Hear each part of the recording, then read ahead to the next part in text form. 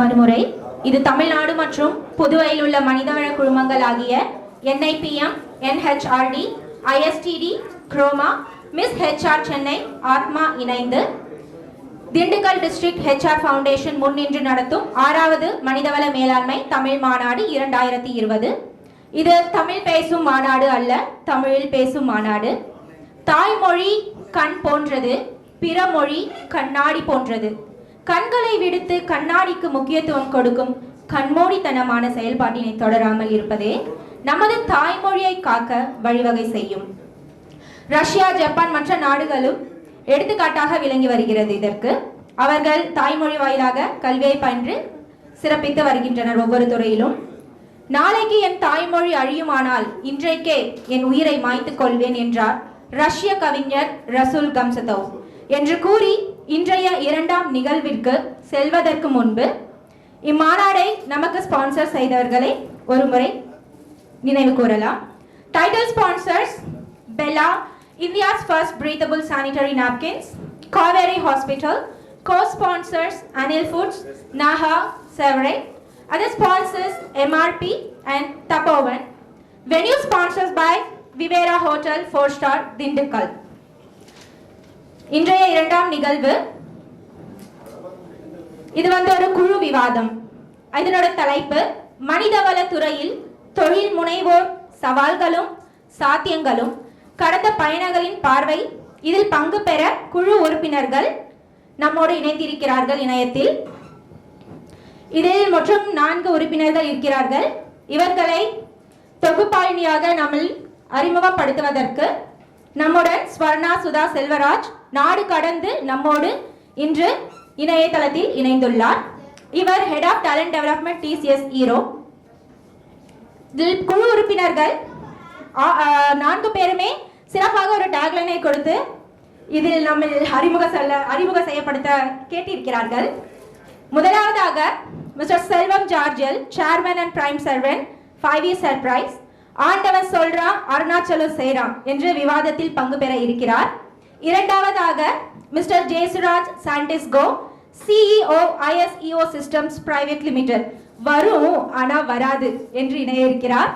மூன்றாவதாக mister Raja MH, founder and MD lead HR services private limited, சும்மா கிழின்னு தயாராக இருக்கிறார். நான்காவதாக கஷ்டப்படாம கிடைக்கிறது என்னைக்கும் நிலைக்காது என்று நம்முடைய இணைய இருக்கிறார் மிஸ் அருணா அம்மா அவர்கள், head operations happy man business services. So இவங்க 4 பேருமே நடுவராக இருந்து தொகுப்பாளினியாக இருந்து நம்மளோட சுவாரஸ்யமாக இணைய இருக்கிறார் திருமதி ஸ்வர்ணா சுதா செல்வராஜ். இவங்க என்ன சொல்றாங்கன்னா, எங்களோட குழுவில் 4 பேர் இருக்காங்க, பழகலாம் வாங்க என்று புன்னகையுடன் நம்மை இந்த விழாவிற்கு அழைத்து மிக சுவாரஸ்யமாக கொண்டு செல்ல இருக்கிறார். நம்மோடு ஸ்வர்ணா சுதா செல்வராஜ் அவர்கள் இணைக்கிறார்கள். இவர்களை அறிமுகப்படுத்துவதற்கு நம்மோடு சரண்யா என்பவரும் இணைந்திருக்கிறார். இவரை பற்றி சொல்ல வேண்டும் என்றால், இவர் ஒரு செயல்திறன் மிக்க பெண்மணி, பொறுப்புணர்வு நிறைந்தவர், எளிமையாகவும் இனிமையாகவும் பேசக்கூடியவர்.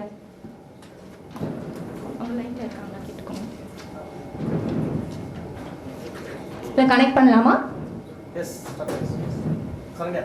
சரண்யா மேம். நன்றி வினோதினி அவர்கள். நன்றி. இன்றைய நிகழ்ச்சியின் தொகுப்பாளராக திருமதி ஸ்வர்ணா சுதா செல்வராஜ் அவர்களை அறிமுகப்படுத்துவதில் மிகுந்த மகிழ்ச்சி அடைகிறேன். அவர் மனிதவளத்துறையில் 18 ஆண்டு கால அனுபவம் உள்ளது. அதிலும் அதிகபட்சம் ட்ரைனிங் அண்ட் டெவலப்மெண்டில் அனுபவம் அதிகம். தற்போது அவர் பணியாற்றி வரும் நிறுவனம் TCS in Europe, UK and Ireland. அதில் அவர் ஹெட் ஆஃப் டேலண்ட் டெவலப்மெண்ட் என்னும் பதவியில் இருக்கிறார். அவருடைய ஆர்வம் மாணவர்களுடன் கலந்துரையாடல். இந்த பேண்டமிக் சூழ்நிலையில் அவர் அதிகபட்சம் 10,000க்கும் மேற்பட்ட மாணவர்களை ஊக்குவிக்கும் வகையில் இந்த சூழ்நிலையை எப்படி கையாள்வது என்பதை பற்றி டிஜிட்டல் பிரசன்ஸ் மூலமாக ஊக்குவித்துள்ளார். அதில் பல்லாயிரக்கணக்கான மாணவர்கள் பயனடைந்துள்ளார்கள். கடந்த 2016ஆம் ஆண்டில் அவருக்கு US ட்ரைனிங் ஜேர்னல் என்ற நிறுவனம் emerging training leader of the year award என்ற அவார்டை அவருக்கு வழங்கியுள்ளது. இந்த குறிப்புடன் திருமதி ஸ்வர்ணா சுதா செல்வராஜ் அவர்களை அன்புடன் தொகுத்து வழங்குமாறு அழைக்கிறேன். சொர்ணா. நன்றி. சரண்யா அந்த இன்ட்ரோடக்ஷனுக்கு. அவங்க பேசும்போது தொகுப்பாளினியா நடுவரான ஒரு கன்ஃபியூஷன்ல சொன்னாங்க. பட் இங்கிலீஷ்ல சொல்றது ரொம்ப ஈஸி, அதனால நான் அப்படி சொல்றேன். மாடரேட் பண்ணணும். இந்த ஃபர்ஸ்ட் ஆஃப் ஆல் இந்த ஈவெண்ட்டுக்கு எங்களை அழைத்து இந்த ஆப்பர்ச்சுனிட்டி கொடுத்ததுக்கு இந்த ஃபோரம் அவங்களுக்கு நாங்கள் எங்கள் நன்றியை தெரிவிச்சுக்கிறோம். எங்கள் குழு மூலமாக நாங்கள் 5 பேரும் சேர்ந்து இந்த நன்றியை தெரிவிச்சுக்கிறோம். ஒரு சில விஷயங்கள் முதல்ல நான் ஷேர் பண்ணிட்டு அதுக்கப்புறமா ப்ரோக்ராம் ஸ்டார்ட் பண்ணலாம்னு நினைக்கிறேன். பல விஷயங்களுக்கு இந்த ஃபோரம்க்கு எங்களோட அப்ரிசியேஷனை தெரிவிச்சுக்க விரும்புகிறோம். முதல் விஷயம் தமிழ். நேரங்களில் நம்மெல்லாம் வளரும் போதே கூட இங்கிலீஷ் தெரிஞ்சாதான் ஆப்பர்ச்சுனிட்டிஸ் நிறைய கிடைக்கும், ஈஸியா வேலை கிடைக்கும் அப்படின்லாம் சொல்லி தான் வளர்ந்துருக்கோம். கண்டிப்பா நான் வளரும்போது அப்படிதான் கேட்டிருக்கேன். என்னோட பிரதர்ஸ் சிஸ்டர்ஸ் எல்லாருமே வந்து இங்கிலீஷ் மீடியம்ல படிக்கணும், கண்டிப்பா அது ரொம்ப இம்பார்ட்டன்ட். ஆனா எங்க ஃபேமிலியில கண்டிப்பா செகண்ட் லாங்குவேஜ் தமிழ் இருக்கணும், ஏன்னா அதுதான் நம்மளோட தமிழ், அதுதான் தாய்மொழி, அதை கத்துக்கணும் அப்படின்னு சொன்னாங்க. இந்த கம்ப்ளீட் மாநாடே வந்து தமிழ்ல நடக்குது வந்து இது நான் முதல் தடவை கேள்விப்படுறேன். ஃபுல்லாவே தமிழ்ல நடக்கிறது. ஸோ அதுவே ஒரு பாராட்டுக்குரிய ஒரு விஷயம். 2வது 6வது வருஷம் இது நடக்குது அப்படின்னு கேட்கும்போது அந்த சஸ்டனன்ஸ் எவ்வளவு கன்சிஸ்டன்டா நீங்க இதை பேஷனட்டா பண்ணிருக்கீங்கன்றது ரொம்ப ஆச்சரியப்பட வைக்குது. அதுக்கு எங்களோட 2வது பாராட்டு. 3வது பிக்கப் பண்ண டாபிக் தொழில் முனைவோர்களுக்காக ஸ்பெசிபிக்கா பண்றது வந்து ரொம்ப பாராட்டுக்குரிய விஷயம். அந்த டாபிக் எங்களுக்கு கொடுத்த டாபிக்கும் வந்து ரொம்ப இன்ட்ரெஸ்டிங்கா இருந்தது. ஸோ அதுவும் ரொம்ப பாராட்டக்கூடிய விஷயம். பார்த்தோம்னா சவுத் கொரியால வந்து 96% வந்து ஸ்கில்டு ஒர்க் ஃபோர்ஸ்.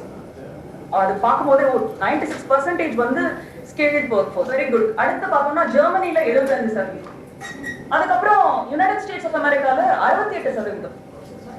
சரி, இந்த கண்ட்ரிலாம் ஓகே, கொஞ்சம் டெவலப்ட் கண்ட்ரிஸ், கொஞ்சம் பாப்புலேஷனும் கம்மி, நம்மளுக்கு கொஞ்சம் பாப்புலேஷன் அதிகம் இல்லை அப்படின்னு பார்த்தா சைனாலையும் 24%. இந்தியால எவ்வளோ அப்படின்றதுல நானே ரொம்ப ஆர்வமா இருந்தேன். இது வந்து என்னோட ஃப்ரெண்ட் வந்து ஹெல்ப் பண்ணாங்க நிறைய டேட்டா கேதர் பண்றதுக்கு. இந்தியால வந்து 5% கூட இல்லை. ஸோ இந்த டாபிக்கை சூஸ் பண்ணதுக்கு இது ஒரு முதல் ரீசன், ரொம்ப ரொம்ப இம்பார்ட்டன்ட் ரீசன். 5% கூட நம்ம ஸ்கில்ட் ஒர்க் ஃபோர்ஸ் இல்லை. ஸோ ஆப்பர்ச்சுனிட்டி அங்கேயே வந்து நம்மளுக்கு கிளியரா தெரியுது. 2வது இந்தியன் கவர்மெண்ட் வந்து கிளியரா சொல்லியிருக்காங்க 2025க்குள்ள நம்ம வந்து கண்டிப்பா நம்மளோட எக்கானமியை பயங்கரமா இன்க்ரீஸ் பண்ணணும், ட்ரில்லியன்ஸ்ல இன்க்ரீஸ் பண்ணணும் அப்படின்னு சொல்லியிருக்காங்க. அப்படி பண்றதுக்கு கண்டிப்பா make in India, digital India, skill India, இந்த மாதிரி 3 விஷயங்களை நம்ம அடிக்கடி கேள்விப்படும். இப்ப ஸ்கில் இந்தியா மூலமா 2019ல மட்டும் 15 லட்சம் பேரை வந்து நம்ம பிளேஸ் பண்ணிருக்கோம். 65 லட்சம் பேரை ட்ரெயின் பண்ணிருக்கோம், 15 லட்சம் பேரை பிளேஸ் பண்ணிருக்கோம். பட் இது போதுமா? அந்த 2025 $5 trillion எக்கானமியை ரீச் பண்றதுக்கு இது போதுமானா கண்டிப்பா இது போதாது. அப்போ இந்த 2 விஷயங்களுமே வந்து பார்த்தோன்னா ரொம்ப இம்பார்ட்டன்ட் ரீசன் ஃபார் இந்த டாபிக், ரொம்ப இம்பார்ட்டன்ட் அப்படின்னு சொல்றதுக்கு. தமிழகம் வந்து ஜிடிபில 2வது இடத்துல ஸ்டேட்ஸ்ல. சோ நம்மளுக்கு 2வது வணக்கம் யாருக்கு? இன்பா கூப்பிட்ட உடனே இன்முகத்துடன் மாடரேட்டராக வந்த அவங்க காலையில 4:30 மணிக்கு எழுப்பி இப்போ 5:15 மணி குளிரிலையும் யூகேல இருந்தாலும் நான் ஓகேன்னு வந்த தங்கத்தாமரை ஸ்வர்ணா அவர்களுக்கு வணக்கம். அப்போ இந்த வணக்கம் யாருக்கு? ஆண்டவனுக்கு. என் ஆண்டவன் சொல்றான், அருணாசலம் செய்யறான். அதான் என் வாழ்க்கை. 27 வயசுல ஒரு கம்பெனில ஒர்க் பண்ண போனேன். 27 வயசு லேட்டு. ஏன்டா சோம்பேறின்னு கேட்டுறாதீங்க. எஸ்எஸ்எல்சி 11ஆம் கிளாஸ் முடிச்சு 11 வருஷம் காலேஜ் படித்தேன். எந்த கிளாஸ்லையும் கோட்டை அடிக்கல. நான் அதை அப்புறம் பேசுறேன். அப்படி ஒரு கம்பெனியில வேலை பார்க்கும் பொழுது எல்லாரும் உழைச்சி இருக்கிறத பார்த்தேன். ஒரே ஒருத்தர் கார்னர் ரூம்ல உட்கார்ந்துட்டு கூரையை பார்த்து எப்பவும் யோசிச்சுட்டே இருப்பாரு. ஏதாவது பேப்பர் கொடுத்தா கையெழுத்து பட்டு போடுவார். இவர் யான்னு கேட்டா அவர் போய் சிஇஓ. நாங்க இது இந்த ஜாப் நல்லா இருக்குது ஆண்டவா, என்னையும் ஒரு 45 வயசுல சிஇஓ ஆக்கியிருப்பா அப்படின்னு சொன்னேன். வயசுதான் 45 ஆச்சு, 46 ஆச்சு, ஆண்டவன் சிஇஓ ஆக்கல. என்ன ஆண்டவனே? ஆண்டவன் சொன்னா, நீயே ஒரு கம்பெனி ஆரம்பிச்சு சிஇஓ ஆயிடு. ஓகே, சமயத்துல ஆண்டவன் செய்வான், சமயத்துல ஆண்டவன் சொல்லுவான் அருணாச்சலம் செய்யணும். சரி, செய்துட்டு ஆண்டவன்ட்ட சொன்னேன், நீதான்ப்பா சிஇஓ, நான் பிரைம் சர்வெண்ட், என்ன தொழில் ஆரம்பிக்கலாம்? ஆண்டவன் சொன்னா, look at your value system, look at your life purpose and create something in line with that. பிறந்தது 5E surprise because my குறிக்கோள் is enriching everyone. I wanted to enrich people intellectually, emotionally, financially, socially and spiritually. So இந்த 5E எப்படி பிறந்ததுன்னா, E for educate, intellectual nourishment. E for enrich, financial nourishment, business consultancy. Educate வந்து training. E for enjoy, emotional enhancement. இதெல்லாம் நமக்கு நாமளே பண்ணிக்கிட்டா மற்றவங்களை பற்றி கரிசனம் வேண்டாமா? E for empathize, social service. We got associated with a lot of NGOs like Prison Ministry, Rotary, and we did a lot of good job. இதுக்கெல்லாம் energy வரணும்னா உள்ளே ஒரு ஆட்டோ பேட்டரி வேணும். அதான் spiritual quotient Stephen Covey says. So the last one is energize. How to help people to identify their purpose in life so that they can go for self-actualization like Maslow says. So 5E surprise அப்படித்தான் பிறந்தது. கதை நிறைய பேசலாம், நம் பயணங்கள் தொடரும். Over to தங்கமகள் Swarna. நன்றி George. தங்க மகள்னு ஒரு புது பேர் கொடுத்திருக்கீங்க, நன்றி. ஸோ ஜார்ஜ் பேசினது வந்து ஒரு முக்கியமான பில்லர், அதை அவர் ரன் பண்ணிட்டு இருக்காரு. ஸோ இன்னைக்கு அவரோட எக்ஸ்பீரியன்ஸ் கேட்கறதுக்கு டெஃபினட்டா உங்களுக்கு இன்ட்ரெஸ்டிங்கா இருக்கும்னு நினைக்கிறேன். அவரை பத்தி அவரே இன்ட்ரடியூஸ் பண்ணியிருக்காரு.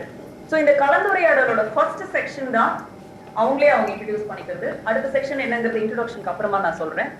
அடுத்ததா நான் அழைக்க போறது வந்து டேலண்ட் அக்விசிஷன். அதாவது ஒரு மனிதவளம் ஸ்கில்டு ஒர்க் ஃபோர்ஸ் தேவை என்னோட ஆர்கனைசேஷனுக்கு.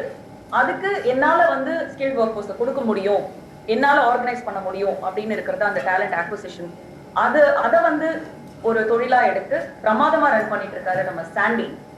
அவர் என்ன சொல்றாருன்னா, வரும் ஆனா வராது. சாண்டி, இப்போ நீங்க வந்துங்க. வர்றது மட்டும் இல்ல, நீங்க அன்மியூட்டும் பண்ணணும். Good morning. கேக்குதா? கேக்குது. ஓகே. அனைவருக்கும் வணக்கம். என் பேர் Jayasuraj Santiago. People call me Sandy. நான் வந்து I associate myself with Rajkumar starring in terms of background of life and development in life. நான் வந்து பல போராட்டங்களுக்கு அப்புறம் நான் லயோலா காலேஜில் வந்து பிஜி முடிச்சுட்டு இந்துஸ்தான் லீவர்லையும் முருகப்பா குரூப்பில் டிஐ டைமண்ட் செயின் டிஐ சைக்கிள்ஸ்லையும் ஃபைனலாக அம்பாடி என்டர்பிரைசஸ்ங்கிற கம்பெனிலையும் கார்பரேட்டில் வேலை பார்த்துட்டு 2000 இந்தியன் ஸ்கில் எனேபிளர்ஸ் அப்படிங்கிற ஒரு ரெக்ரூட்மெண்ட் நிறுவனத்தை ஸ்டார்ட் பண்ணேன். அதுக்கப்புறம் 2003 அவுட் சோர்சிங் ஆட் பண்ணும்போது Indian skill enablers and out sourcing அப்படின்னு அந்த நேமை மாற்றிட்டு அதுக்கு அடுத்த வருஷத்துல பிரைவேட் லிமிடெடா நாங்க வந்து இன்கார்பரேட் பண்ணும்போது ISEO சிஸ்டம்ஸ் அப்படிங்கறத என் கம்பெனியோட பேக்ரவுண்டு. ஸ்டார்ட் பண்ணும்போது அந்த கம்பெனி வந்து ஒரு பெருசா நம்ம வந்து டாடா மாதிரி அம்பானி மாதிரி எல்லாம் ஆகணுங்கிற ஐடியாலாம் இல்லை. பட் அந்த தொழிலில் வந்து ஈடுபட்டதுக்கு அப்புறம் ஸ்டார்டிங் வித் ரெக்ரூட்மெண்ட் பிஸ்னஸ் தான் நாங்கள் ஸ்டார்ட் பண்ணேன். ஒரு சொந்த ஒரு வாடகைக்கு ஆஃபீஸ் வாங்கல, பட் இன்னொரு தொழில் செஞ்ச பேட்டரி தொழில் செஞ்ச இடத்துல நாங்கள் வந்து அதை ஷேர் பண்ணி ஸ்டார்ட் பண்ணேன். ஒரு ஃபர்ஸ்ட் பில்லிங் பண்ணதுக்கு அப்புறம் 6 மாசம் கழிச்சு 106 சேமியஸ் ரோட்ல ஒரு வாடகைக்கு ஆஃபீஸ் எடுத்து வந்தோம். அந்த இதில் ஃபர்ஸ்ட் எம்ப்ளாயி ஹையர் பண்ணுறதுக்கு எனக்கு 6 மாதம் ஆச்சு. நான் ஃபர்ஸ்ட் பில்டிங் வந்து 30 நாள்லேயே பண்ணிட்டேன். 2300 ரூபா ஃபர்ஸ்ட் ஃப்ளைட் கொரியரில் தான் என்னோட ஃபர்ஸ்ட் பில்டிங். ஒரு டேட்டா என்ட்ரி ஆப்ரேட்டரை நான் பிளேஸ் பண்ணேன். அதுக்கப்புறம் என்னோட சர்வீஸ் வந்து starting from small companies to all MNC companies we are servicing now. ஒரு 2010 வந்து இந்த ரெக்ரூட்மெண்ட்டோட நின்னா நம்மளோட அப்போ வந்து என்னோட கனவுகள்லாம் மாறிடுச்சு. ஒரு சொந்தமாக தொழில் பண்ணுறோம் அப்படிங்கிறது வந்து மெயினாக நான் ஏன் தொழிலுக்கு வந்தேன்னா, நான் வந்து ஹார்ட் ஒர்க்கிங் பர்சன். 24 மணி நேரத்தில் மேக்ஸிமம் எவ்வளோ நேரம் நான் வேலை செய்யணும் அப்படிங்கிறத தான் குறிக்கோளாக கொடுத்துருக்கேன். அந்த 10 வருஷத்தில் கம்பெனிங்களெல்லாம் வேலை பார்க்கும்போது என்னதான் நீங்கள் அதிகமான வேலை பார்த்தாலும் உங்களுக்கு வந்து கம்பெனி என்ன கொடுக்கும்? உங்கள் சம்பளம் தான் கொடுக்கும். அந்த வருஷத்தில் இன்க்ரிமெண்ட் தான் கொடுக்கும். அந்த இன்க்ரிமெண்ட்லேயே நீங்கள் வந்து ABCD போட்டு ஒரு வருஷம் ஏஆ இருக்கு, இன்னொரு வருஷம் பிஆ இருக்கு, சிஆ இருக்குன்னு சொல்லிட்டு கோட்டா போடுவாங்க. அப்புறம் பெல் கர்வ் போடுவாங்க. ஸோ இதெல்லாம் ஒரு ஃபார்மாலிட்டி ஆகிடும், ஆனுவல் ஈவெண்ட் ஆகிடும். அதனால நான் என்ன நினைச்சேன்னா, அதிகமான நேரம் நம்ம வேலை செய்யறதுக்கு நம்மளே ஒரு தொழில் தொடங்கினா தான் அது சாத்தியப்படுங்கிறது தான் இந்த தொழிலே நான் தொடங்கினேன். ஆனால் அந்த தொழிலில் வந்து ஒரு வெற்றி பாதையை நோக்கி போகும்போது ஏன் இதை வந்து நம்ம இன்னும் பெருசுப்படுத்தக்கூடாது அப்படின்னு நினைக்கும் போது ஒரு ஐபிஓ போற அளவுக்கு நம்ம கம்பெனி வாங்கணும்னா என்ன ஆகும் அப்படின்னு நினைக்கும் போது ரெக்ரூட்மெண்ட்ல இருந்து உங்களுக்கு ரெவன்யூ வந்து அவ்வளோலாம் வராது. பலருக்கு நீங்க வேலை வாங்கி கொடுத்தீங்கிற ஒரு சந்தோஷம், அந்த ஆத்ம திருப்தி எனக்கு இன்னைக்கும் இருக்கு. இன்னைக்கும் நான் வந்து ஒரு எனக்கு வந்து நான் ஒரு டிரைவர் சார், எனக்கு ஒரு வேலை வாங்கி தருவீங்களான்னு ஒருத்தர் ஃபோன் பண்ணாருன்னா நான் அவரை கைட் பண்ணி யாரோடையாவது லிங்க் பண்ணி வேலை வாங்கி கொடுக்குறேன். அதே ஒரு ஒரு ஒரு ஒரு சிஇஓ வரைக்கும் ஒருத்தர் எனக்கு ஃபோன் பண்றாரு, இந்த மாதிரி வந்து you let me know if there is any good opening in any MNC அப்படின்னு. So I don't find any ஒரு அந்த டிரைவருக்கு கால் பண்ணவரோட காலை வந்து நான் வந்து எப்பவுமே அன்இம்பார்ட்டன்டா நினைச்சது இல்லை. இந்த சிஇஓவுக்கு கூப்பிடுறது மட்டும்தான் இம்பார்ட்டன்ட் நான் நினைச்சதே இல்லை. அதனாலதான் நான் வந்து இந்த 20 வருடம் இந்த பயணத்துல வந்து தொடர்ந்துகிட்டு இருக்கேன் அப்படிங்கறத வந்து நான் இங்க பதிவு செஞ்சுக்கிறேன். அப்படி நாங்க நினைக்கும் போது எங்களோட கனவுகள் மாறும்போது இந்த ரெவென்யூ மாடல் அதிகமாகணும்னா என்ன பண்ணணும்னா ஒரு ஸ்டாஃபிங்ல நம்ம போகலாம் அப்படின்ட்டு டெம் ஸ்டாஃபிங் மாடல்ல நாங்க இறங்கினோம். இன்னைக்கு வந்து 2000க்கு மேல பணியாளர்கள் வந்து நாங்க வேற வேற நிறுவனத்துல எங்க ரோல்ல இருந்து வேலை செஞ்சுட்டு இருக்கிறாங்க. அதுக்கடுத்து சரி இதோட நிறுத்தக்கூடாது அப்படின்னு சொல்லிட்டு ஒரு 5 ஏக்கர் இடத்த வாங்கி அதுல வந்து அவுட் பவுண்ட் ட்ரைனிங் அப்படிங்கிற ஒரு லீடர்ஷிப் டெவலப்மெண்ட் சென்டரை வந்து உருவாக்கி இருக்கோம். அது வந்து சென்னையில வண்டலூர் பக்கத்துல ஒத்திவாக்கம் அப்படிங்கிற இடத்துல இருக்கு. மவுண்ட் ஆலிவ் ஓபிடி அப்படிங்கறதான் நீங்க கூகுள் மேப்ல போட்டீங்கன்னா அது வரும். இதோட நோக்கம் என்னன்னா நம்ம வந்து வேலை வாங்கி கொடுத்தா மட்டும் பத்தாது. ஸ்வர்ணா சொன்ன டேட்டா பிரகாரம் இந்தியாவில் வந்து இன்னைக்கு unskilled people are more. Also இந்த வேலை பார்க்கறதுல வந்து ஒரு சில லெவலுக்கு மேல அவங்களோட growth வந்து பிளாக் ஆகிடுது. ஒரு அசிஸ்டன்ட் மேனேஜர் இல்ல மேனேஜர் அதோட வந்து பிளாக் ஆகிடுது. அவங்கள வந்து அதுக்கு மேல கொண்டு வர்றதுக்கு என்ன பண்ணலாம் அப்படிங்கிறதுக்காகத்தான் இந்த வந்து அவுட் பவுண்ட் ட்ரைனிங் சென்டர் வந்து நாங்கள் ஸ்டார்ட் பண்ணியிருக்கோம். அதுல leadership development and team building இது 2 தான் நாங்கள் ஃபோக்கஸ் பண்றோம். இது வந்து காலேஜ் ஸ்டூடெண்ட்ஸாக இருக்கட்டும், இல்லை வந்து கம்பெனிஸோட மேனேஜர்ஸாக இருக்கட்டும், இல்லை சிஇஓஸாக இருக்கட்டும். 100 பேட்சஸ் வந்து நாங்கள் November 23, 2020 நாங்கள் 100 பேட்சஸ் கம்ப்ளீட் பண்ணிட்டோம் அப்படிங்கிறத வந்து நாங்கள் பெருமையாக தெரிவிச்சுக்கிறோம். இந்த நிகழ்ச்சி மூலமா இன்னும் பலதரப்பட்ட செய்திகளை நான் வந்து உங்களோட பகிர்ந்து கொள்வதில் மிக்க மகிழ்ச்சி அடைகிறேன். Over to the moderator. Thank you Sandy. Talent acquisition வந்து இன்னைக்கு வந்து நீங்க ஸ்டாஃபிங் மாடல் பத்தி சொன்னீங்க, டெம்பரரி ஸ்டாஃப் பத்தி இது பண்றது நீங்க இதுவும் மென்ஷன் பண்ணீங்க. பட் பாப்புலரா நாங்க கேட்கறது வந்து ஃப்ரம் லேபர் டு லீடர்ஷிப் கம்ப்ளீட்டா வந்து அவுட் சோர்ஸ் பண்ணி பண்ற ஆர்கனைசேஷன்ஸும் இருக்காங்க. ஸோ இது டெஃபினட்டா ஒரு கிரேட் ஆப்பர்ச்சுனிட்டி தான். அடுத்ததா நம்ம பேச போறவர் வந்து ஒரு முக்கியமான பில்லர், எனக்கு ரொம்ப க்ளோஸான பில்லர், ட்ரைனிங். ஸோ இதுல வந்து பர்சனாலிட்டி டெவலப்மெண்ட், எக்ஸிக்யூட்டிவ் ட்ரைனிங் நிறைய இருக்குங்க, டெக்னாலஜி எதுல வேணா ட்ரைனிங். பட் அதெல்லாம் விட எனக்கு ரொம்ப பிடிச்சது அவர் சூஸ் பண்ண டயலாக். ஆக்சுவலா அவர் சூஸ் பண்ணது டயலாக் ஒண்ணு, அது அவங்க ஆல்ரெடி சொல்லிட்டாங்க. பட் ஆனா அடிக்கடி அவர் எங்ககிட்ட பேசுறப்போ சொன்ன டயலாக் ஒண்ணு, அதை ஃபர்ஸ்ட் நான் சொல்லிடுறேன். அவர் சொன்னாரு, ராஜா கைய வச்சா அது ராங்கா போவே போகாது அப்படின்னு. அதுதான் அவர் ரொம்ப யூஸ் பண்ண டயலாக். பட் இந்த ப்ரோக்ராம்ல உங்களுக்கு எல்லாம் அந்த போஸ்டர்ல நீங்க பார்த்தது சும்மா கிழி. ஓவர் டு ராஜா. அச்சமில்லை அச்சமில்லை அச்சம் என்பதில்லையே, இச்சகத்துள்ளோர் எல்லாம் எதிர்த்து நின்ற போதிலும் அச்சமில்லை அச்சமில்லை அச்சம் என்பதில்லையே. அனைவருக்கும் வணக்கம். ரொம்ப நர்வஸா இருக்கு இங்க பேசுறதுக்கு. ஏன் அப்படின்னு கேட்டீங்கன்னா, ஒரு பக்கம் சொர்ணாக்கா ஒருத்தர் வந்து தங்க மகளா பாக்குறாரு, நான் உங்களுக்கு ஒரு சொர்ணாக்காவா பாக்குறேன்.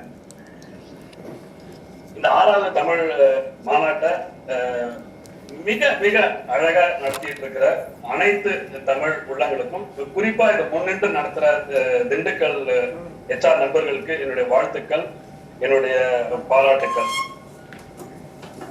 கடந்த 5 நிகழ்வுலையும் என்னுடைய பங்களிப்பு இருந்தது அப்படின்றது வந்து எனக்கு வந்து ரொம்ப ஒரு பெருமையான நிகழ்ச்சி. 6வதுல வந்து என்னுடைய பங்களிப்பு வந்து சரியா இல்லை. ஆனா பாத்தீங்கன்னா இன்பராஜோட ஒரு நாள் போன் பண்ணி, ராஜா நீங்க வந்து பேசுறீங்க அப்படின்னாரு. என்ன பேசணும் இன்பா அப்படின்னு கேட்டேன். நீங்க எது பேசினாலும் கிழிக்கிற மாதிரி தான் பேசுறீங்க ராஜா, நீங்க பேசுறீங்க அப்படின்னாரு. அதனால சரி அதே நம்ம வந்து டாபிக்கா வச்சிருவோம்னு. நம்மளுக்கு முன்னாடி பேசின நண்பர் வந்து ரொம்ப அருமையா பேசினாரு. குறிப்பா அவர் கொடுத்தது பாத்தீங்கன்னா மனித துறையினால் ஒரு மாணிக்கம் அப்படின்னு. நாங்க எங்களை எப்படி பாக்குறோம்னா, மாணிக்கத்துக்குள்ள இருக்கிற மனித துறைகள். எப்படி சொல்லலாம்னா, மாணிக்கம் எப்படி வந்து ஒரு கறி துண்டா இருந்து பட்டை தீட்டு அடிப்பட்டு பட்டை தீட்டு தான் வைரமா வந்து மின்ன ஆரம்பிக்கும். இங்க இருக்கிற அத்தனை தொழில் முனைவோருமே பாத்தீங்கன்னா எல்லாருமே அப்படிதான். எந்த தொழில் முனைவராக இருந்தாலும் ஒரு அடிப்படாம அவமானப்படாம வந்திருக்காத வாய்ப்பே வந்து இருக்காது. என்னுடைய அறிமுகத்தை சொல்றதுக்கு முன்னாடி நான் எந்த ஒரு சூழ்நிலையில இருந்து நான் வந்தோம் அப்படின்னு பாத்தீங்கன்னா, நெசவாளி விவசாய குடும்பத்திலிருந்து வந்தேன். பஞ்சம் பிழைக்க சென்னைக்கு வந்த குடும்பத்திலிருந்து வந்த ஒரு முதல் கிராஜுவேட், முதல் தொழில் முனைவர். 1990 இருந்து 98 வரைக்கும் நான் வந்து 2 சிறிய நிறுவனங்கள்ல ஒர்க் பண்ணிட்டு இருந்தேன். ஆனா 2007 இருந்து பல்வேறு பிசினஸ பார்ட் டைமா ட்ரை பண்ணிட்டேன்.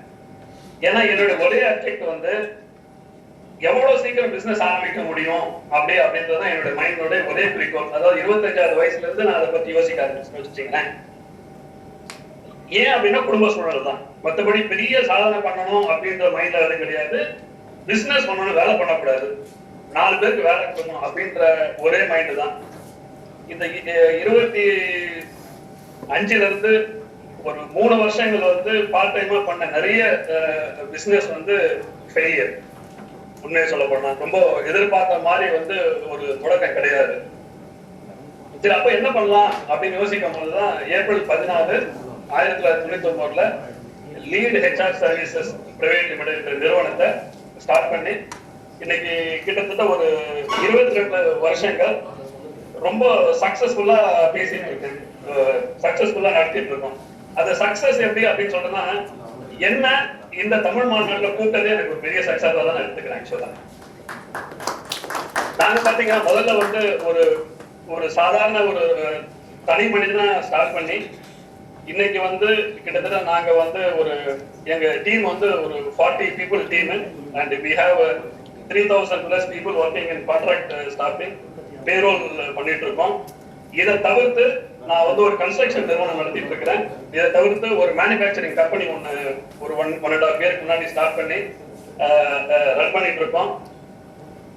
ஒன்னே ஒண்ணுதான், வாய்ப்புகள் வந்துடுச்சுன்னா சும்மா கிழி.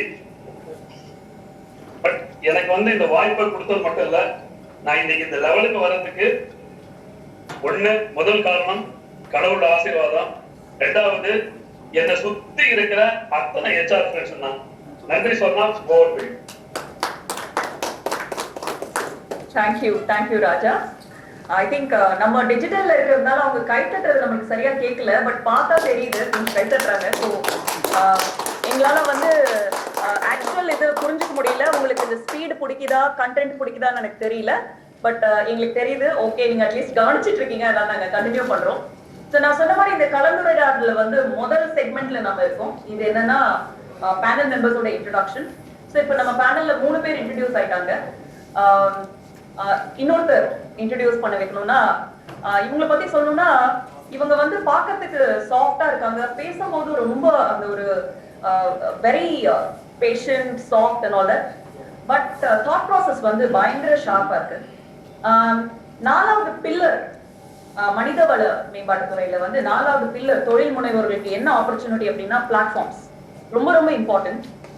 இந்த பிளாட்ஃபார்ம்ஸ்ல மெயினா வந்து பேரோல், காம்பன்சேஷன், பெனிஃபிட்ஸ் இதெல்லாம் வந்து ஒரு நல்ல ஒரு ஆப்பர்ச்சுனிட்டியா இருக்கு. ஸ்மால் அண்ட் மீடியம் என்டர்பிரைசஸ்க்கு நம்ம அதை ஆஃபர் பண்ணோம்னா அது பயங்கர ஒரு நல்ல சர்வீஸ், அவங்களுக்கும் அது யூஸ்ஃபுல், நமக்கும் ப்ராஃபிட்டபிள். அந்த மாதிரி ஒரு அதுதான் வந்து அருணா பண்ணிட்டு இருக்காங்க. அவங்களோட பஞ்ச் லைன் வந்து கஷ்டப்படாம கிடைக்கிறது என்னைக்குமே நிலைக்காது, இதுதான் அவங்க சொல்றாங்க. சோ அருணா, உங்களை நீங்க இன்ட்ரோடியூஸ் பண்ணிக்கோங்க. எல்லாருக்கும் வணக்கம். ஹெச்ஆர்ல நான் முன்னாடி ஆண்டர்பிரனர் ஆகிறதுக்கு முன்னாடி ஒரு 18 years நான் ஹெச்ஆர் டிபார்ட்மெண்ட்ல ஒர்க் பண்ணியிருக்கேன். அது வேரியஸ் செக்டர்ஸ்ல ஒர்க் பண்ணியிருக்கேன். ஒர்க் பண்ணது ஒரு ஜஸ்ட் உங்களுக்கு ஒரு ரன் த்ரோ பண்ணணும் அப்படின்னாக்கா ministry of HRD, family welfare, child டெவலப்மெண்ட்ல ஒர்க் பண்ணியிருக்கேன். கொஞ்ச காலம் அகாடமிக்ஸில் ஒர்க் பண்ணியிருக்கேன். மேனுஃபேக்சரிங்கில் ப்ரொடாமினண்ட்டாக ஒர்க் பண்ணியிருக்கேன். ஐடிஇஎஸ், அப்புறம் கன்சல்டிங் அண்ட் HR. ஸோ இந்த வைட் எக்ஸ்போஜர் இருக்குது அப்படின்றதுனால நான் முன்னாடியே லைஃப்பில் பிளான் பண்ணியிருந்தேன். ஆஃப்டர் 45 years ஆஃப் ஏஜ் நம்ம வந்து ஆண்டர்ப்ரனர் ஆகணும். ஆண்டர்ப்ரனர் ஆகிறதுக்கு அந்த கரெக்டாக பிளான் பண்ணி ஐ வாஸ் வெரி ஃபோக்கஸ்டு. அப்புறம் எல்லாமே பிளான் பண்ணி போயிட்டு இருந்திருக்கு. பட் அந்த ஒரு லைஃப்ல வந்து ஒரு பிரேக் வேணும்னு சொல்லுவாங்க இல்லையா. என்னோட லாஸ்ட் அசைன்மெண்ட் வந்து head of India operations for a very big Scandinavian MNC.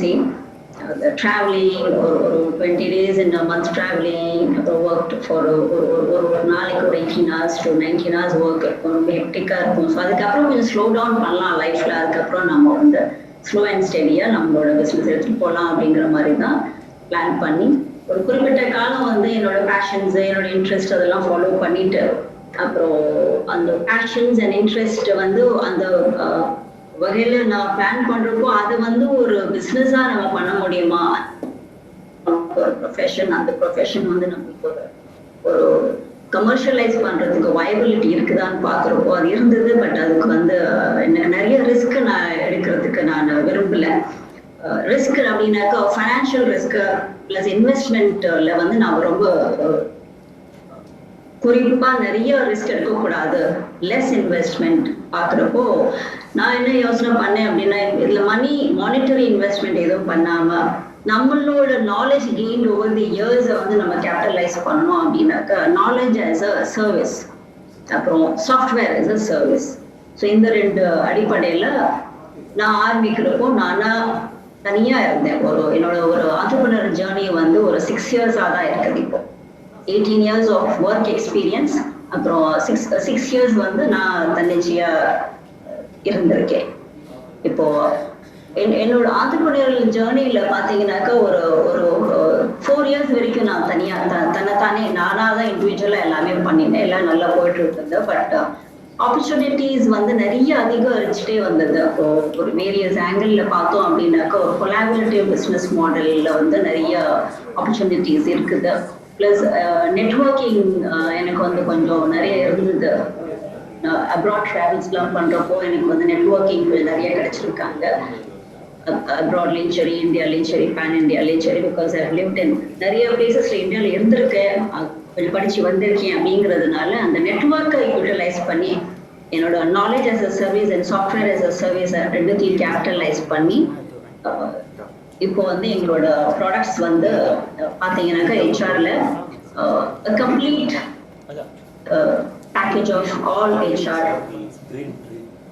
அது வந்து operational HR, strategic HR, labour compliance எல்லாமே நாலேஜ் பேஸ்டாக நம்ம வந்து ஒர்க் பண்ணிடுறோம். ப்ராசஸிங் பீப்புள் எஸ் எங்களுக்கு இருக்காங்க. பட் நான் ப்ரிடாமினண்ட்டாக ஃபோக்கஸ் பண்ணுறது knowledge as a service plus more into consulting மோட்ல. எங்களோட கிளைண்ட் பேஸ் பார்த்தீங்கன்னாக்கா நிறைய இருக்காங்க. Retail, small and medium sector organisation, telecommunication, pharma. So அந்த மாதிரி இப்போ வந்து we have grown up to இந்த லெவல் நாங்கள் க்ரோ ஆகிருக்கோம். ஸோ இதுதான் என்னை பற்றி சொல்லணும் அப்படின்னாக்கா, நான் ஏன் இந்த டயலாக் கஷ்டப்படாம எதுவும் நிலைச்சு நிற்காது அப்படிங்கிறது ஏன் எடுத்தேன் அப்படின்னாக்கா, முன்னாடி எனக்கு வந்து நாங்கள் ஒரு குரூப் டிஸ்கஷன்ல ஸ்வர்ணா சொன்ன மாதிரி ஒரு மூவி டயலாகோட ஸ்டார்ட் பண்ணணும்னு அப்படியே லைக் நான் கொஞ்சம் நர்வஸ் ஆகிட்டேன். ஏன்னா நான் மூவியெல்லாம் பார்த்து லைக் 1993 லாஸ்ட் மூவி, அதுக்கப்புறம் நான் மூவி அதுக்கெல்லாம் எனக்குலாம் டைம் கிடையாது. அதனால கூகுள் பண்ணி பார்க்குறப்போ என்னோட பர்சனாலிட்டிக்கு என்னோட எக்ஸ்பீரியன்ஸுக்கு தகுந்த மாதிரி என்ன டயலாக் சூட் ஆகுதுன்னு பார்க்குறப்போ இது என்னோட ஐடியா இல்லை, கூகுள் பண்ணி என்னோட எக்ஸ்பீரியன்ஸ் பிளஸ் என்னோட ஜேர்னியை ரிஃப்ளெக்ட் பண்ற ஒரு டயலாகை எடுத்திருக்கேன். ஏன் அப்படின்னாக்கா, நம்ம முன்னாடி செஷன்ல ராஜ்குமார் ஒருத்தவங்க பார்த்தோம் இல்லையா. So I share my childhood experiences with him. அதனால அது ரொம்ப ரிலேட்டடா இருக்கு. அப்படிங்கிறதுனால நம்ம வந்து ஒரு ஃபர்ஸ்ட் ஜாப்ல இருந்து அப்புறம் வந்து செகண்ட் ஜாப், தேர்ட் ஜாப் எல்லாமே வந்து நம்ம ஒர்க் ஹார்ட் பண்ணி ஸ்மார்ட் ஒர்க் பண்ணி எல்லாம் பண்ணி ஒவ்வொரு பீரியட் ஆஃப் இயர்ஸ் நம்ம வந்து நாலேஜ் கெயின் பண்ணியிருக்கோம். அதுல வந்து கஷ்டப்பட்டிருக்கோம். கஷ்டப்பட்டு எடுத்தது நம்ம வந்து அதை வந்து ரொம்ப ரொம்ப ப்ரெஷியஸா நம்ம வந்து அதை நினைச்சுப்போம். ரொம்ப ப்ரெஷியஸா நினைக்கிறதுனால அதை நம்ம வந்து ரொம்ப ஒரு வேல்யூ பண்ணி அதை ரொம்ப நாள் நம்மளுக்கு வந்து அதை நிற்கும். அதனாலதான் இதை வந்து நான் அந்த டயலாக் எடுத்து ஸோ இந்த ஒரு பிகினிங் இப்போ இன்ட்ரோடக்ஷன் வந்து கொடுத்துருக்கேன். நான் over to Swarna. Thank you Aruna. கண்டிப்பா அந்த டைலாக் நீங்க சூஸ் பண்ணது ரொம்ப அப்ரோப்ரியேட் தான். ஏன்னா இதுக்கு முன்னாடியும் நான் முருகப்பா குரூப்ல உங்களோட ஒர்க் பண்ணியிருக்கேன். நீங்க அதை எவ்வளவு பிலீவ் பண்ணுவீங்கன்னு எனக்கு கண்டிப்பா தெரியும். ஸோ பார்ட்டிசிபென்ட் ஒருத்தர் வந்து ஒரு மெசேஜ் அனுப்பிச்சிருக்காரு எல்லா பேனலிஸ்ட்க்கும். Kudos to panelist. We need more entrepreneurial leaders and countries should export product and not talents. So நம்ம இன்னும் ப்ராடக்ட்ஸ்ல கூட இன்னும் டெவலப் ஆகணும் அப்படின்னு சொல்லி அவர் மீட் பண்றாரு நினைக்கிறேன். ஸோ தட்ஸ் த மெசேஜ் உங்க எல்லாருக்கும். இப்போ நம்ம அடுத்த செக்மெண்ட்டுக்கு போக போறோம். ஸோ இந்த நாங்க கலந்துரையாடலை பிளான் பண்றப்பவே ஓகே இந்த 4 செக்மெண்டா பிரிச்சோம். முதல் செக்மெண்ட் நீங்க பார்த்தீங்க, இது எங்க பேனல் இன்ட்ரோடக்ஷன். அது என்னோட இன்ட்ரோடக்ஷன் டயலாக்லயுமே வந்து நான் சொல்லியிருந்தேன் எங்க பேனல்ல 4 பேர் இருக்காங்க, பழகலாம் வாங்க, பிடிச்சிருந்தா எடுத்துக்கோங்க, பிடிக்கலன்னா வேற யாருக்காவது பாஸ் பண்ணி சொல்ல வந்தது. ஸோ இது எங்க பேனல் இன்ட்ரோடக்ஷன் முடிஞ்சிருச்சு. அடுத்த செக்ஷன் வந்து நினைவலைகள். ஏன் நினைவலைகள் அப்படின்னா கிளியரா வந்து இந்த பேனலோட தலைப்பிலேயே வந்து தொழில் முனைவோர்களுக்கு என்ன மாதிரியான சாத்தியங்கள் இருக்கு சங்கடங்கள் இருக்கு அப்படின்னு ரெண்டுமே கேட்டிருக்கு. ஸோ இந்த நம்ம பேனல்ல இருக்கிற தொழில் முனைவோர்கள் கிட்ட வந்து நம்ம கேட்க போறோம் என்ன மாதிரியான சாத்தியங்கள் அவங்க பார்த்தாங்க, என்ன மாதிரியான சங்கடங்கள் அவங்க ஃபேஸ் பண்ணிருக்காங்க அப்படிங்கிறது. ஸோ என்னோட முதல் கேள்வியை வந்து நான் ராஜா கிட்ட இருந்து ஆரம்பிக்கிறேன். ராஜா, இப்ப ஸ்டாட்டிஸ்டிக்ஸ் இந்தியால பாத்தீங்கன்னா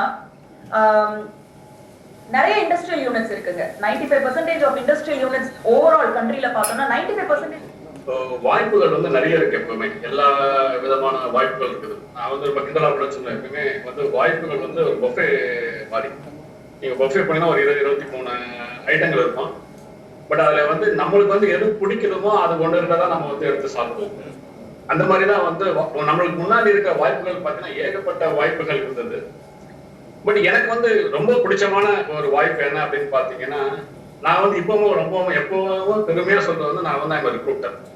நான் இன்னைக்கு 3-4 விதமான பிசினஸ் பண்ணிக்கிட்டு இருந்தாலும் I call myself as a recruiter. And நீங்க வந்து ராஜான்னு சொன்னீங்கன்னா யாருக்கும் தெரியாது எந்த ராஜான்னு கேட்பாங்க. லீடு ராஜான்னு சொன்னீங்கன்னா தமிழ்நாட்டுல இந்தியாவில இருக்கிற குறைஞ்சது ஒரு 15% 20% மக்களுக்கு கண்டிப்பா தெரிஞ்சிருக்கும். ஏன்னா I am proud to say I am recruiter. எங்களுக்கு எது எப்படின்னா எங்கெங்கெல்லாம் வந்து வாய்ப்புகள் இருக்கோ வாய்ப்புகள் வந்து எங்களை தேடி வரல. ஆக்சுவலா நாங்க என்ன பண்றோம், வாய்ப்புகளை வந்து தேடி ஓடதான் ஆரம்பிச்சோம். வாய்ப்பு வந்து நம்மளை தேடி வரும் அப்படின்னு சொல்லி நாங்க உட்கார்ந்துட்டு இருந்ததே கிடையாது. இப்பவும் சரி, இப்பவும் வந்து எல்லா பிசினஸ் மேனோட 2000 2001 அந்த காலகட்டத்தில் வந்து பாத்தீங்கன்னா பொதுவா வந்து செல்போன் இல்லாத காலகட்டங்கள். அப்போ வந்து ஒரு ஹெச்ஆர் மேனேஜர் வந்து ஒரு கன்சல்டன்ட்க்கு ஃபோன் பண்றாங்க, அவருடைய டெலிபோன் ஆபரேட்டருக்கு கூப்பிட்டு அவங்கள கனெக்ட் பண்ண சொல்லுவாங்க. அவங்க தான் வந்து கனெக்ட் பண்ணுவாங்க. அதுக்கப்புறம் தான் ஹெச்ஆர் மேனேஜர்லாம் வந்து பேசுவாங்க. அந்த டெலிபோன் ஆபரேட்டர் வந்து பாத்தீங்கன்னா தவறுதலா எனக்கு கனெக்ட் பண்ணிட்டாங்க. அப்போ வந்து எங்க ஆபீஸ்ல வந்து டெலிபோன் ஆபரேட்டர், ஆபீஸ் பாய், பிரிக்கிறது, கூட்டுறது, துடைக்கிறது எல்லாரும் நாங்க தான் பண்ணிப்போம். அந்த காலை எடுத்து பார்த்தா ராங் கால். நல்லா தெரிஞ்சுட்டு ராங் கால். அவர் கேட்ட கம்பெனியோட பேர் வேற பேரு. ஆமாங்க நீங்க கனெக்ட் பண்ணுங்கன்னு சொல்லிட்டு அவரும் கனெக்ட்ல வந்துட்டார் அந்த ஹெச்ஆர் மேனேஜர். இந்த மாதிரிப்பா எனக்கு வந்து இந்த மாதிரி ஒரு பிசினஸ் ஆப்பர்ச்சுனிட்டி இருக்கு அப்படின்னாரு. அவரோட ஒரே வார்த்தை தான், சார் உங்களை பாக்குறதுக்கு ஒரு அப்பாயின்மெண்ட் கொடுங்க சார் அப்படின்னு. சரி வாங்க அப்படின்னாரு. நேரா போய் முதல்ல அவர்கிட்ட, சாரி நீங்க பண்ணது வேற கோன்னு தவறுதெல்லாம் எனக்கு வந்தது, ஆனா எனக்கு ஆப்பர்ச்சுனிட்டி கொடுங்க.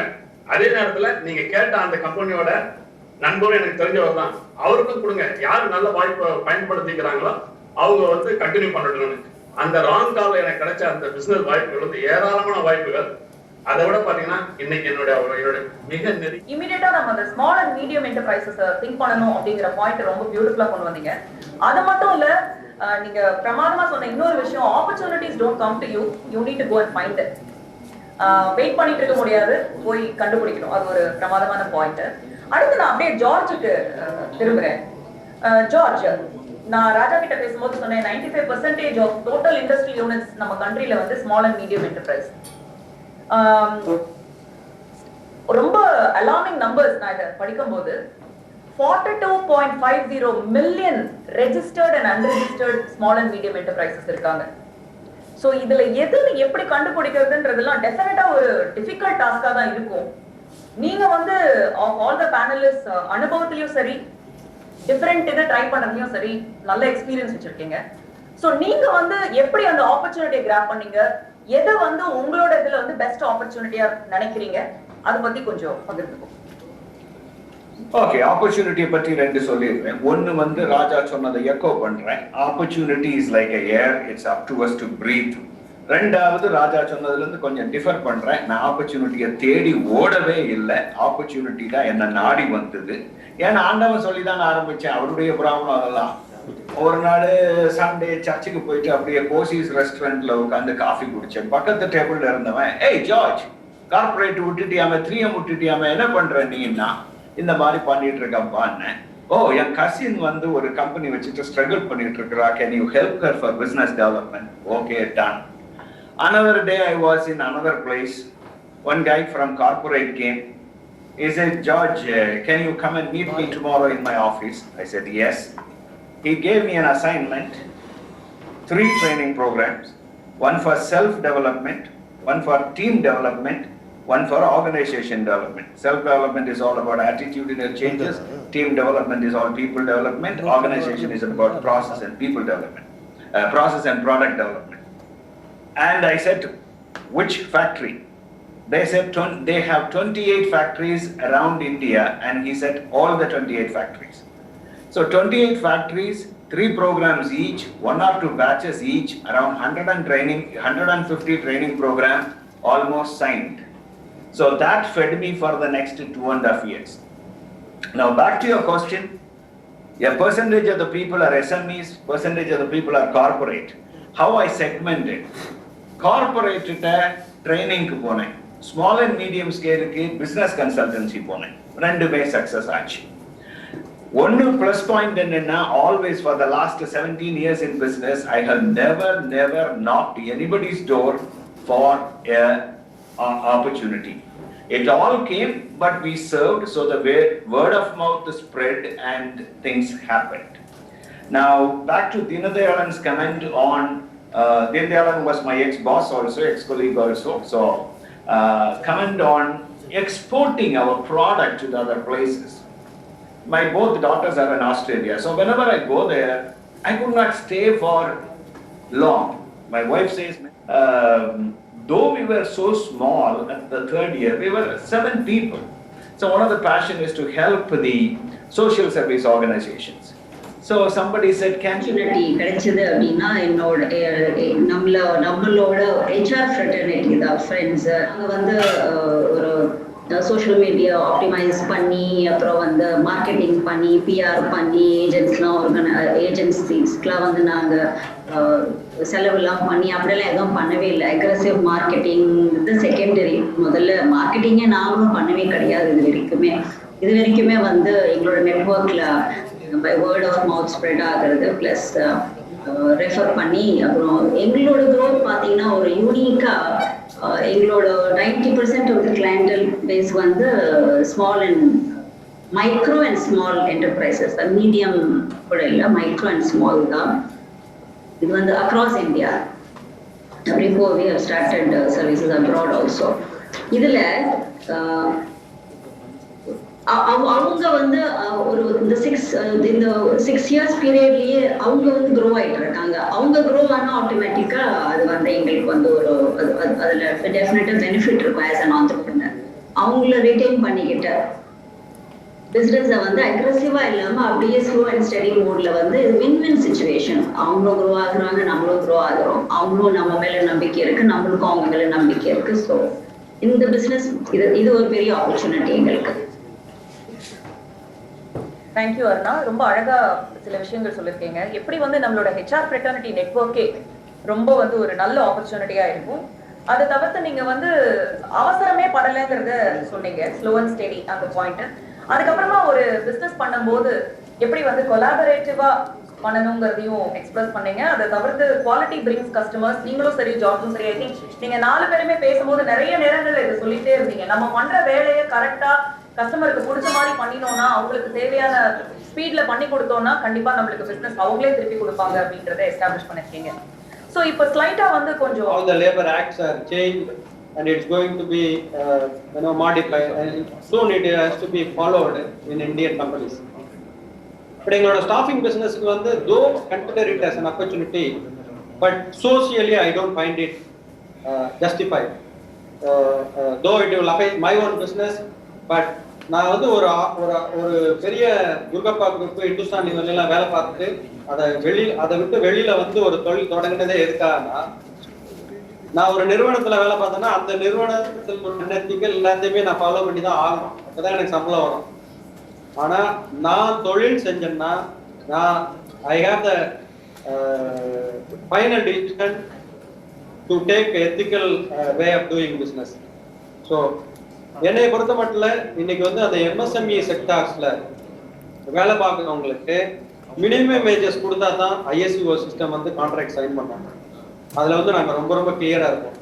அவங்களுக்குரிய பிஎஃப், இஎஸ்ஐ, போனஸ் எல்லாமே அது அந்த அந்த பெனிஃபிட்ஸ் கொடுத்தா தான் நாங்க வந்து எங்களோட கான்ட்ராக்டே சைன் பண்ணுவோம். இல்லாட்டி நாங்க வந்து ரொம்ப கிளியரா சொல்லிடுவோம், sorry we don't deal with non complaints companies அப்படிங்கிறத நாங்க வந்து சொல்லிடுவோம்.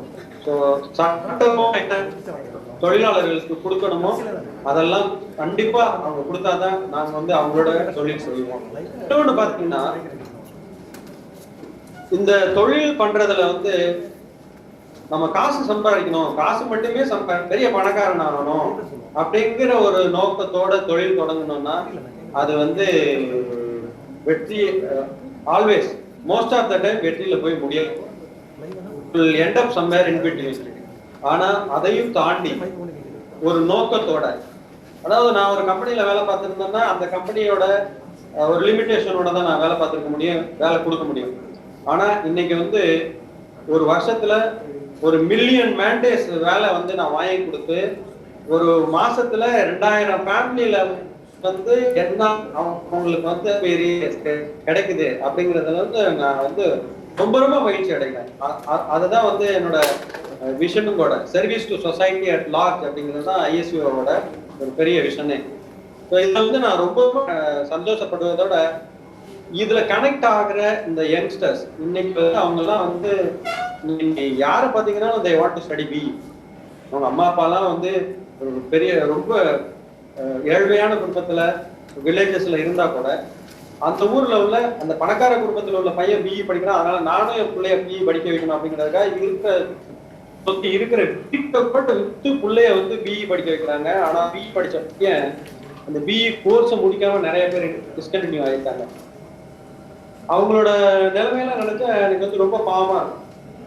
நான் வந்து இந்த மாதிரிலாம் வந்து அவங்களை கூப்பிட்டு ஃபெயில் ஆனவங்களுக்கு எல்லாம் தனியா ஒரு வேலை கிரியேட் பண்ண முடியுமா அப்படிங்கிற ஆப்பர்ச்சுனிட்டியை பார்த்து அவங்களெல்லாம் வேலைக்கு சேர்த்துருக்கேன். அப்ப அவங்களுக்குலாம் நான் வந்து சொல்லுவேன், நீ வந்து உங்க அம்மா அப்பாவோட பேக்ரவுண்டை பாரு, அவங்க எவ்வளவு கஷ்டப்பட்டு உன்னை வந்து படிக்க வச்சாங்க. ஆனா இதுல ஒரு சிலர் எல்லாம் சொல்லுவாங்க, எங்க அம்மா அப்பா வந்து போரு அதனால என்னை படிக்க வைக்க, என்னோட படிப்பை வந்து நான் சரியா படிக்கிறதுக்கு அதான் ஒரு காரணம் அப்படின்னு சொல்லுவாங்க. ஆனா நான் வந்து அவங்களுக்கு எல்லாம் சொல்றது ஒண்ணு ராஜ்குமார் சொன்னது மாதிரியோ இல்ல என்னோட பேக்ரவுண்ட் எல்லாம் பார்த்தேன், ஒருவேளை சாப்பாட்டுக்கு அவ்வளவு கஷ்டப்பட்டவங்க தான் வந்து வாழ்க்கையில முன்னேற்ற.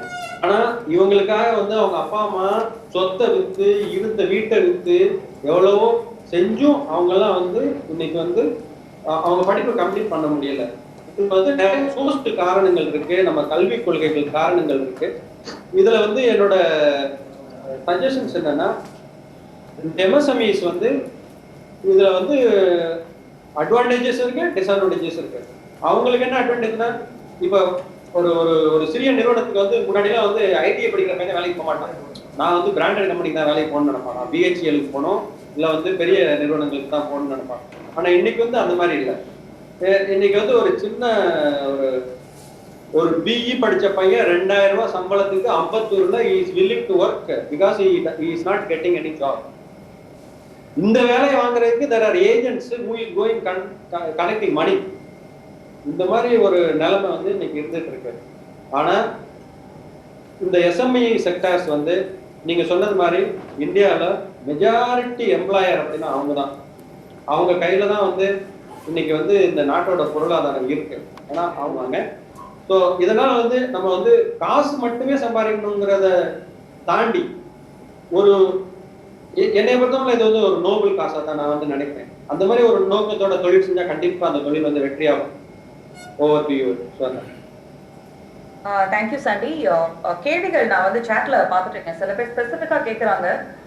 இப்போ வந்து நீங்க ஒரு ஆர்கனைசேஷனுக்கு 100 பேரை வந்து நீங்க அக்செப்ட் பண்ணிட்டீங்க. ஓகே, என்னால வந்து ஒரு 100 ஸ்கில்ட் ஒர்க் ஃபோர்ஸ் உங்களுக்கு பாஸ் ஆன் பண்ண முடியும். ஆனா வந்து அப்படி ஏதாவது கமிட் பண்ணி உங்களால செய்ய முடியாம இருந்திருக்கா? இல்ல அவங்க ஜாயின் பண்ணதுக்கு அப்புறமா உடனே போயிட்டாங்க, அந்த மாதிரி ஏதாவது ப்ராப்ளம்ஸ் வந்திருக்கா? இது வந்து இத பத்தி ஏதாவது எக்ஸாம்பிள் ஸ்பெசிஃபிக்கா இருக்கா சாண்டி? இது வந்து இன்னைக்கு மார்க்கெட் கண்டிஷன்ல வந்து ரொம்ப ரொம்ப சகஜம். என்னன்னா உங்களுக்கே தெரியும், டிசிஎஸ்ல எல்லாம் வந்து சாஃப்ட்வேர் வந்த புதுசுல டெய்லி நாங்கெல்லாம் இந்து பேப்பர்ல பார்ப்போம். அந்த வேலையை விட்டுட்டு போனவங்க மேல வழக்கு நடக்கும், அதெல்லாம் நடக்கும். ஆனா இது வந்து இன்னைக்கு மேனுஃபேக்சரிங்லயுமே நிறையவே நடக்குது. என்னன்னா இது வந்து ஒரு வகையில இது நல்லதா தான் நான் நினைக்கிறேன். ஏன்னா வந்து ஒரு அம்பேத்கரோ ஒரு பெரியாரோ இல்லாட்டி இந்த மாதிரி ஒரு பெரிய அவேர்னஸ் வந்து இந்த அடித்தட்டு மக்கள் வந்து ஒரு பொறியியல் கல்லூரிக்கு போய் படித்து அவங்களும் வந்து அவன் ஒரு முடிவு பண்றான், இந்த கம்பெனி வேண்டாம்ப்பா, இதை விட நல்ல கம்பெனில எனக்கு நல்ல வேலை கிடைக்கும் அப்படிங்கிற ஒரு சாக்ரிஃபைஸ் பண்ற அளவுக்கு இன்னைக்கு சமுதாயத்துல வந்து மாணவர்கள் முன்னேறி இருக்காங்கன்னா அது வந்து ஒரு பெரிய வளர்ச்சியா தான் நான் நினைக்கிறேன். அதே மாதிரி இது நடக்கும். என்னன்னா we respect their decision, we respect their freedom. அவன் ஆஃபர் வாங்குறான், பட் ஏதோ ஒரு காரணத்தினால அவன் வந்து அந்த கம்பெனில ஜாயின் பண்ணாம இன்னொரு கம்பெனிக்கு போறான் அப்படிங்கறத வந்து I don't blame. ஏன்னா it is his decision. But at the same time my client will blame me. See, now I lost my time, what to do? But அதை நான் பூர்த்தி பண்றதுக்கு என்ன பண்ணணுமோ அதை நான் வந்து வார்க் ஃபுட்ல வேலை செஞ்சு அதுக்கு நான் ஆளை ரீப்ளேஸ் பண்றதா என்னோட திறமை. அப்பதான் என்னோட பிசினஸ் வந்து கண்டினியூ ஆகும். இது வந்து எனக்கு கண்டிப்பா இந்த எக்ஸ்பீரியன்ஸ் இருக்கு. தேங்க்யூ சாண்டி. கண்டிப்பா இத பத்தி இன்னும் பேச நினைக்கிறவங்க சாண்டியோட நீங்க பேசலாம். அப்போ உங்களுக்கு இன்னும் நிறைய ஐடியாஸ் கிடைக்கும் டெஃபினட்டா. அடுத்த கேள்வி நான் வந்து ஜார்ஜ்க்கு கேட்கிறேன். திருப்பியும் இந்த சங்கடங்கள் பத்தியே டச் பண்ணி கேட்கிறேன் ஜார்ஜ். மேபி இந்த நினைவலைகள் செக்ஷனோட கடைசி கொஸ்டினா இருக்கும் இது. நீங்க வந்து ஓவரால் சர்வீசஸ் பண்றப்போ நம்ம பேசும்போது கூட ஷேர் பண்ணீங்க சில எக்ஸ்பீரியன்ஸ், சங்கடங்கள்.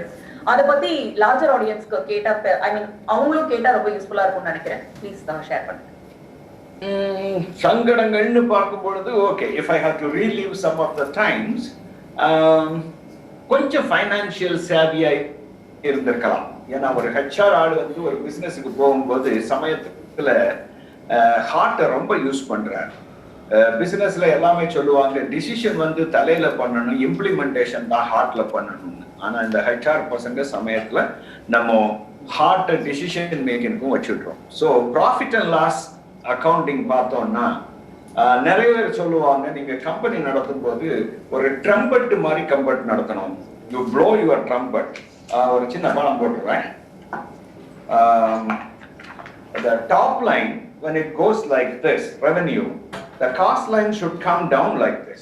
Then you can blow your trumpet because the profit is growing faster than the revenue. But நான் trumpet பண்ணல, நான் வந்து ரொம்ப ஃபிஷியா பண்ணினேன். ஃபிஷியானா என்னுடைய டாப் லைன் இப்படி க்ரோ பண்ணும்போது காஸ்ட் லைன் அதை விட ஃபாஸ்டா க்ரோ ஆச்சு. ஸோ அது ஒரு மாதிரி ஃபிஷியா இருக்கு.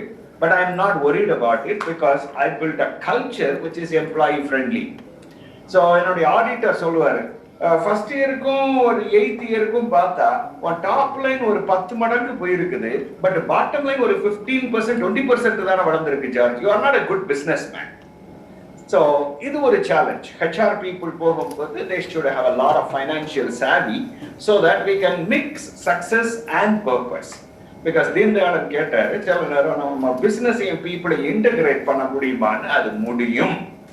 Because whenever we are talking to the small and medium scale companies-க்கு ஒரு business consultancy கொடுக்கும் பொழுது நாம என்ன சொல்றோம்னா, எக்ஸ் ஆக்சிஸ் ஒய் ஆக்சிஸ் போட்டுட்டு ஒன்னு பிசினஸ்ன்னு எடுத்து ஒன்னு பீப்புள்னு எடுத்தோம்னா ரெண்டையும் merge பண்ணணும். Because business is measured by the profit. So உலகம் உங்களை சக்சஸ்ஃபுல்னு கூப்பிடணும்னா நீங்க பிசினஸ்ல ப்ராஃபிட் பண்ணணும், no doubt about it. But at the same time ஒரு கல்ச்சர் இருந்தா தான் அந்த ஆர்கனைசேஷன் கண்டினியூ ஆகும்.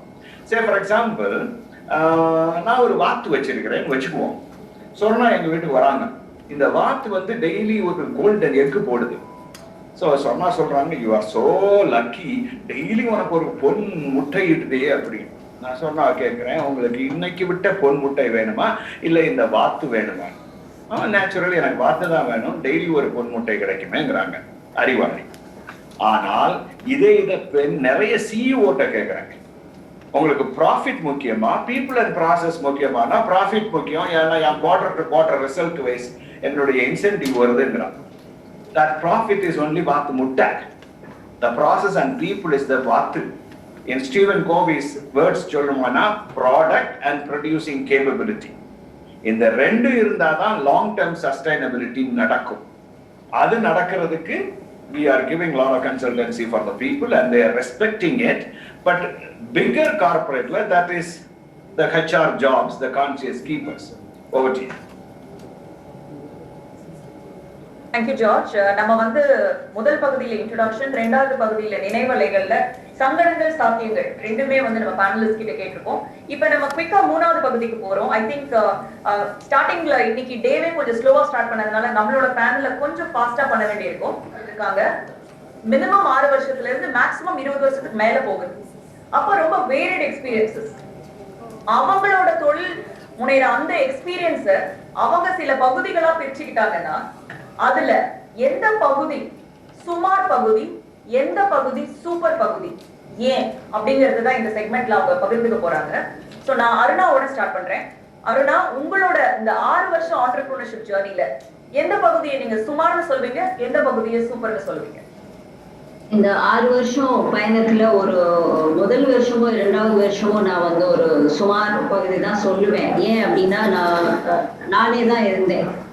கொலாபரேஷன், நெட்வொர்க்கிங் அதெல்லாம் வந்து ஜாஸ்தி கிடையாது. ஸோ அப்படி பண்றப்போ பெனிஃபிஷியரிஸும் கொஞ்சம் கம்மியாக தான் இருந்தாங்க. ஸோ இது வந்து ஒரு கேஷ் ஃப்ளோ ப்ராப்ளம் கிடையாது. ப்ராஃபிட்டபிலிட்டி நான் தனியாக இருக்கிறேன் அப்படிங்கிறதுனால அதுவும் ஒரு இஷ்யூ கிடையாது. பட் ஒரு த்ரில்லிங்காக, ஒரு அட்வென்ச்சரஸாக, ஒரு சேலஞ்சிங்காக என்விரான்மெண்ட் இல்லை பிஸ்னஸில். அதெல்லாம் இருந்தால் தான் சைன் பண்ணோம். நிறைய கொலாபரேட்டர்ஸ்லாம் சைன் பண்ணோம். நிறைய நீஷ் கன்சல்டிங் ஸ்பீக் இருக்கு. ஒரு இதையே ஃபோக்கஸ்டாக போனோம் அப்படின்னாக்கா ஒரு 5 இயர்ஸில் எங்களோட ஜேர்னி வந்து ரொம்ப இன்னும் நல்லா இருக்கும். சூப்பரான பகுதிங்கிறது இதுதான். அதுக்கும் மேல இப்போ கொரோனா டைம்ல எல்லாருக்குமே தெரியும், பிசினஸ்லாம் கொஞ்சம் ரொம்ப நிறைய இம்பேக்ட் ஆயிருக்கு. பிக் பிளேயர்ஸ்க்கு அந்த ஒரு இம்பேக்ட் தெரிஞ்சிருக்காது. பட் எங்களோட கஷ்டங்கள்லாம் இருந்திருக்கு. அந்த காலத்துல வந்து அந்த டைம்ல வந்து நாங்க அவங்களுக்கு நிறைய ஹெல்ப் பண்ணியிருக்கோம். ஏன்னா கஷ்ட காலத்துல தான் நம்ம மற்றவங்களுக்கு ஹெல்ப் பண்றது வந்து ஆக்சுவலா வேல்யூ இருக்குது. அந்த டைம்ல கொஞ்சம் எஃபோர்ட் எடுத்து அதுல லாஸஸ் அதெல்லாம் பார்க்காம ஹெல்ப் பண்ணோம்.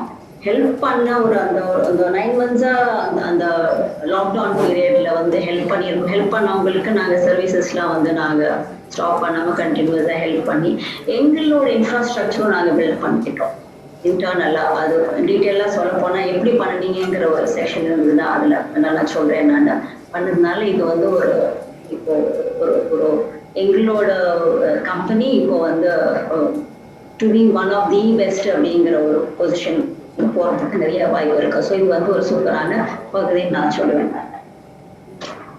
தேங்க்யூ அருணா. ஐ திங்க் இப்போ எக்கானமி வந்து பிக்கப் ஆயிருக்கு. அவங்களும் இப்போ they are doing really well. So அந்த ட்ரஸ்ட் ஹேஸ் பில்ட் அப். இப்போ எங்களோட relationship, client and vendor relationship பார்த்தீங்கன்னாக்கா எவர் லாஸ்டிங்காக இருந்து தான் ஆகணும். Okay, I think good points. Thank you. Organisers டீம்ல இருந்து நம்மளுக்கு ஒரு மெசேஜ் வருது, கொஞ்சம் ஃபாஸ்டா பண்ணணும்னு. அதனால நான் கொஞ்சம் ஃபாஸ்டா அடுத்த செக்மெண்ட்டுக்கு மூவ் பண்றேன்.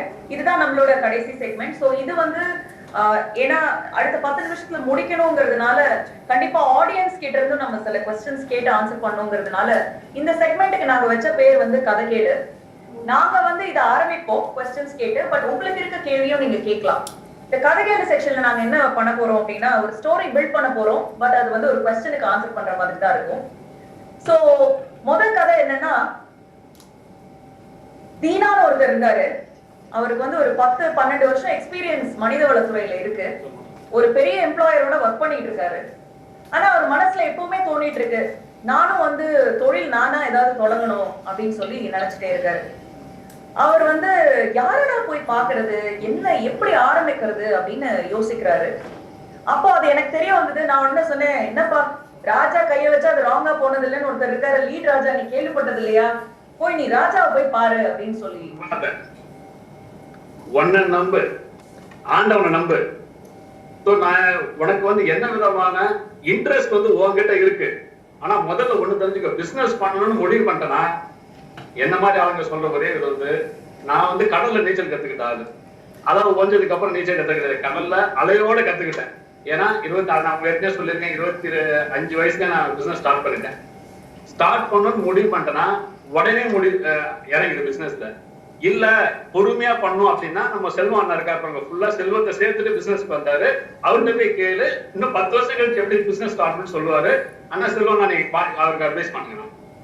பையன் வந்தான், வந்து உட்கார்ந்தான், காஃபி கொடுத்தேன்.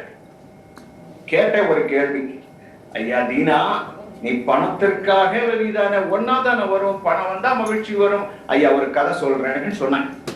இந்த கேரளால ஒரு மீன் பிடிக்கிறவன் 2 மீன் பிடிச்சிட்டு அப்படியே உட்கார்ந்து இருந்தான். அப்போ ஒரு சிஇஓ வந்து அவர் எல்டிஏ போட்டு பக்கத்துல ரிசால்ட்ல வந்தவர், போய் இன்னும் கொஞ்சம் மீன் பிடிக்கிறாரு. எதுக்கு சாமின்னா, ஒரு 2 மீன் பிடிச்சி ஒரு 4 போட்டு வச்சு 10 பேரை வேலை வச்சு ஒரு என்டர்பிரனர் ஆயிட்டு என்ன பண்றது, ஆயிட்டு என்ன மாதிரி வந்து எல்டிஏ போட்டு ரிலாக்ஸ் பண்ணி இயற்கையை ரசினார். அதான சாமி பண்ணிட்டு இருக்கேன். அவன் சந்தோஷமாக இருந்தான். ஆனால் அந்த சிஇஓ அதை சக்சஸ் என்று அழைக்கவில்லை. இதுக்கு அப்புறம் அவன் துபாய்க்கு வேலைக்கு போனான். துபாய் வேலைக்கு போய் ரொம்ப உழைச்சான். ஏன்னா பக்கத்து வீட்டு பொண்ணுகிட்ட லவ் ஆயிட்டான்.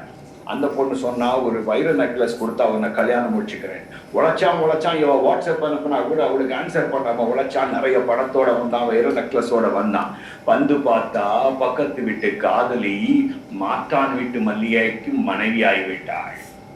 சோ இவனுக்கு நிறைய செல்வம் இருந்தது, மகிழ்ச்சிக்கு போய்விட்டது. ரெண்டும் வேணும்னா நீ முதல்ல டிசைட் பண்ணு. If it is purpose driven life, a mission which is meaningful, என்கிட்ட உட்கார சொல்றேன். இல்ல உனக்கு பணம் தான் நீ சொல்லுங்க.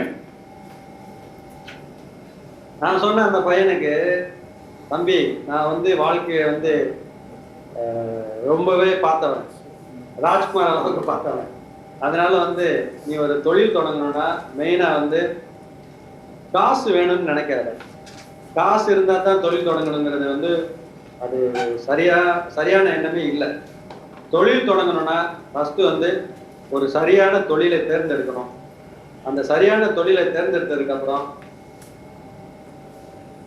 அதை வந்து எப்படிலாம் வந்து அழிக்கலாம், கெடுக்கலாம் அப்படின்னு சொல்லிட்டு குடும்பத்துல இருக்கவங்களே ஃபர்ஸ்ட் அந்த தீயில வந்து தண்ணி ஊத்த பார்ப்பாங்க. உங்க ஏன்னா உன்னோட மனைவியா இருக்கலாம், பிள்ளைங்களா இருக்கலாம், சொந்தக்காரங்களா இருக்கலாம், நண்பர்களா இருக்கலாம், எப்படிடா அந்த தீயை தண்ணி ஊத்தி அணைக்கலாம்னு தான் நினைப்பாங்க. நீ அதுல எல்லாம் இருந்து தப்பிச்சு அந்த தீய வந்து அதை பத்த வச்சுக்கிட்டே இருக்கணும். டெய்லி அந்த தீ வேகமா ஏறிக்கிட்டே இருக்கணும். ஃபயர் இந்த பெல்லின்னு சொல்லுவாங்க இல்லையா, அந்த தொழில் பண்ணணும் அப்படிங்கிற அந்த ஃபயரை வந்து நீ டெய்லி வளர்க்கறதுக்கு, பாதுகாக்கிறதுக்கு 24 மணி நேரமும் அதை பத்தி தான் சிந்திச்சாதான் அது வந்து முடியும். இல்ல நான் வந்து தொழில் தொடங்குறது வந்து நல்லா ஜாலியா சாப்பிட்டு ஃப்ரெண்ட்ஸோட சந்தோஷமா தண்ணி அடிச்சுட்டு சுத்துறதுக்கு கணக்கு டெய்லி பார்த்து தான் ஆகணும். அதுல ஒரு நாள் ஆனா டெய்லி நீ லாபம் பார்க்கணும் அப்படிங்கிறது வந்து சாத்தியம் இருக்காது. ஏன்னா வந்து இன்னைக்கு வந்து கொரோனாங்கிறதுலாம் வந்து சொல்லிட்டுலாம் வரல. அதே மாதிரி ட்வின் டவர் பாம்பு பிளாஸ்ட்ங்கிறதுலாம் சொல்லிட்டே வரல. முன்னாடிலாம் வந்து பாத்தீங்கன்னா 80களில் 90களிலாம் பொருளாதார சுழற்சி வந்து 10 வருஷத்துக்கு ஒரு தடவை தான் வரும். ஆனா இன்னைக்கு வந்து பாத்தீங்கன்னா அது ஆர்டர் ஆஃப் த டே ஆச்சு. இன்னைக்கு பொருளாதாரம் நல்லா இருக்கு, நாளைக்கு பொருளாதார வீழ்ச்சின்னு சொல்லலாம். அதனால வந்து இன்னைக்கு இன்றைய சூழ்நிலையில நம்ம தொழில் தொடங்கணும் அப்படின்னா அன்ஸ்டேபிள் கண்டிஷன்ஸை வந்து நம்ம ஃபேஸ் பண்றதுக்கு ரெடியா இருக்கும். அதை எப்படி நம்ம ஃபேஸ் பண்ண முடியும் அப்படின்னு சொன்னா, ஒண்ணு தன்னம்பிக்கைங்கிறது வந்து அது யாரும் சொல்லாம ப்ரிமைஸ் ஃபார் டூயிங் பிசினஸ். அதையும் தாண்டி ஜார்ஜ் சொன்னது மாதிரி ஒரு நம்ம தேர்ந்தெடுத்த அந்த பர்பஸ், அந்த தொழில் செய்யக்கூடிய பர்பஸ். இப்ப என்னோட நோக்கம் நான் வந்து சொன்னேன். வந்து என்கிட்ட பேசினாரு. உங்ககிட்ட பேசினதுக்கு அப்புறமா அவர் சொன்னாரு நீங்க 3 பேர்கிட்ட அனுப்பிச்சீங்க, நிறைய பாயிண்ட்ஸ் கிடைச்சிருக்கு எனக்கு, கண்டிப்பா நான் வந்து ஸ்டார்ட் பண்ணிட்டு திருப்பியும் வந்து அவங்க கிட்ட வந்து பேசுறேன்னு சொல்லியிருக்காரு. ஸோ நீங்க 3 பேருமே வந்து என்னோட வேண்டுகளை ஏற்று அவங்க தீனா கிட்ட பேசி அவர் தொழில் தொடங்குறதுக்கு நிறைய ஊக்குவிச்சிருக்கீங்க, அதுக்கு ரொம்ப நன்றி. இப்ப தீனாவோட பக்கத்து வீட்டுல ஒருத்தங்க இருந்தாங்க, யங்ஸ்டர், ஒரு 4-5 வருஷம் தான் எக்ஸ்பீரியன்ஸ். என்ன டிஃபரன்ஸ் அப்படின்னா உங்ககிட்ட எல்லாம் பேசி இந்த மாதிரி எனக்கு நிறைய ஐடியாஸ் கொடுத்தது. ஆஃபீஸ்க்கு வந்திருந்தாங்க, எப்போதும் போல நான் படப்படப்பா இல்லாம பொறுமையா அவங்கள்ட்ட கேட்டேன்.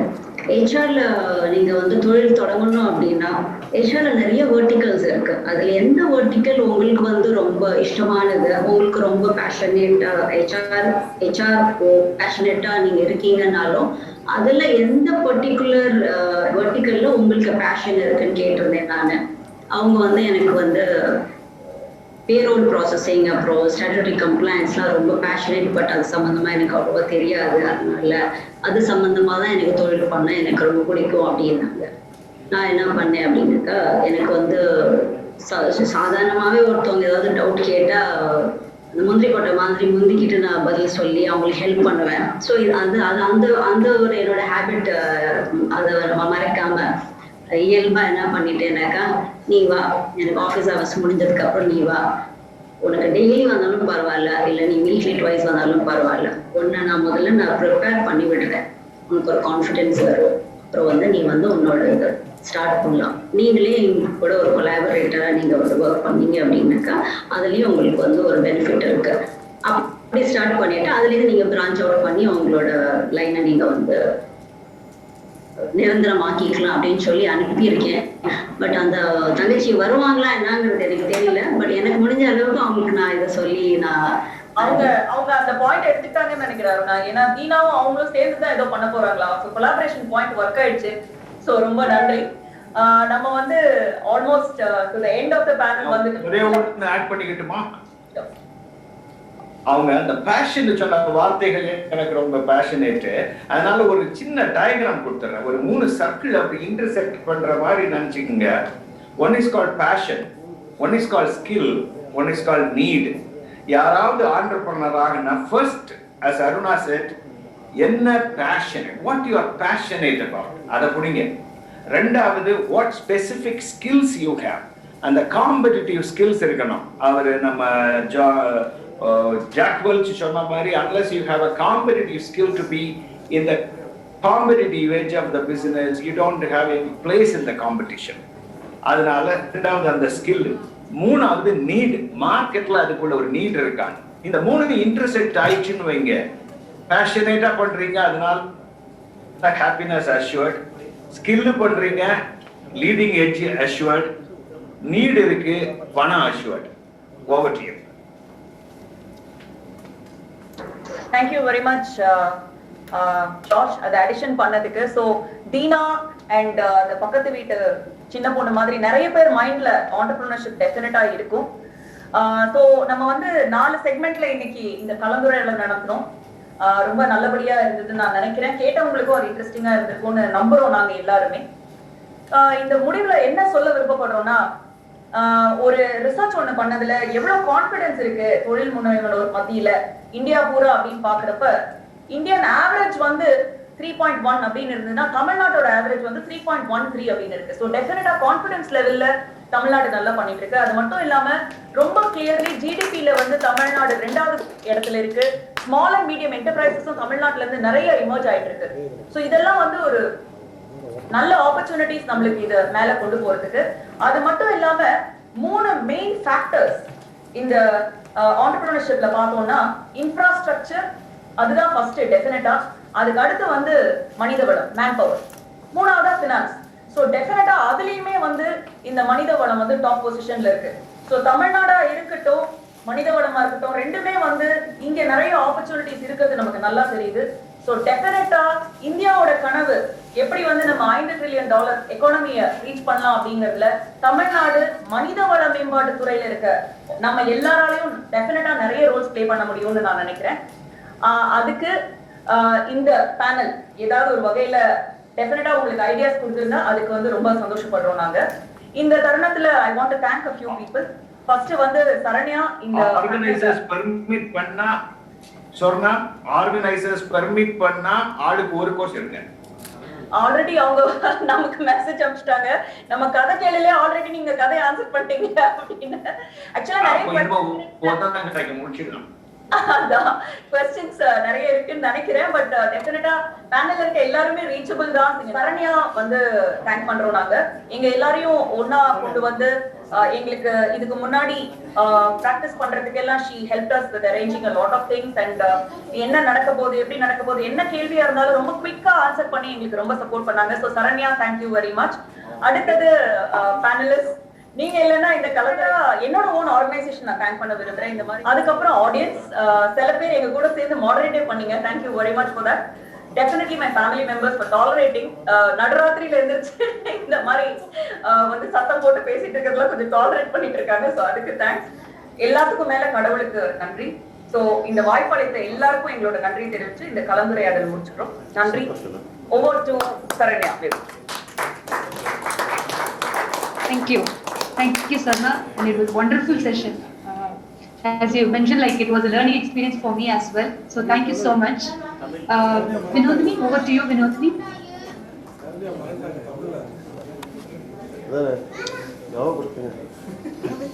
ஹலோ, நன்றி. இன்று மனிதவளத்துறையில் தொழில் முனைவோர் சவால்களும் சாத்தியங்களும் கடந்த பயணங்களின் பார்வையை மிக சுவாரஸ்யமாகவும் நகைச்சுவை கலந்தும் சிந்தனையை தூண்டக்கூடிய தூண்டுகோலாகவும் நம்மிடையே பகிர்ந்து கொண்ட இவ் அனைவருக்கும் நம் நெஞ்சார்ந்த நன்றியை தெரிவித்துக் கொள்கிறோம்.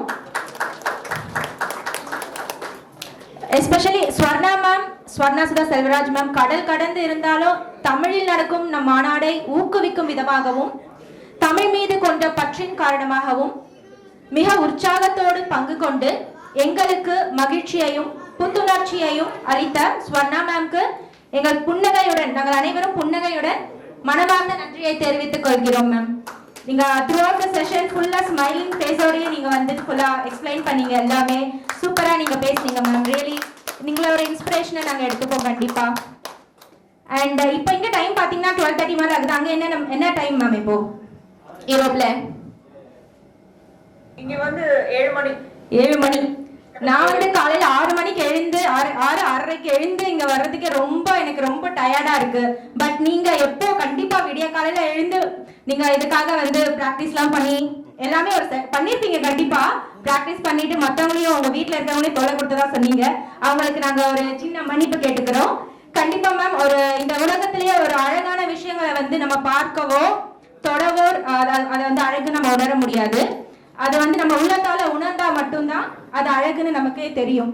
அது போல நீங்க கண்டிப்பா எங்களுக்கு இன்னைக்கு எல்லாரும் பங்கு பெற்றதற்கு நாங்க உள்ளத்தால் உணர்ந்தே உங்களுக்கு இந்த நன்றியை தெரிவிக்கிறோம் மேம். ரொம்ப ரொம்ப நன்றி ma'am. We appreciate you ma'am. Thank you so much. நன்றி மேம்.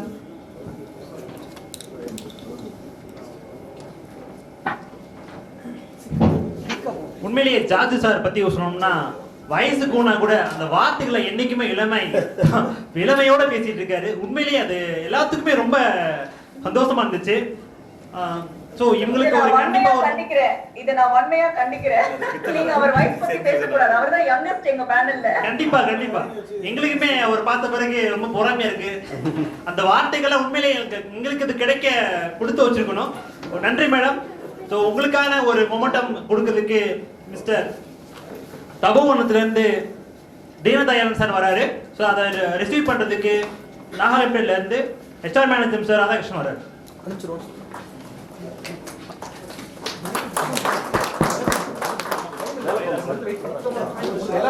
உங்களுடைய மொத்த சார்பாகவும் இவங்க ரிசீவ் பண்ணிக்கிறாங்க மேடம். கண்டிப்பா இது உங்களுக்கு வந்து சேர்ந்துரும். ஜார்ஜ் சார் உங்களை நம்ம மிஸ் பண்றோம். உண்மையிலேயே உங்களுக்கு வந்து சேர்ந்துரும்.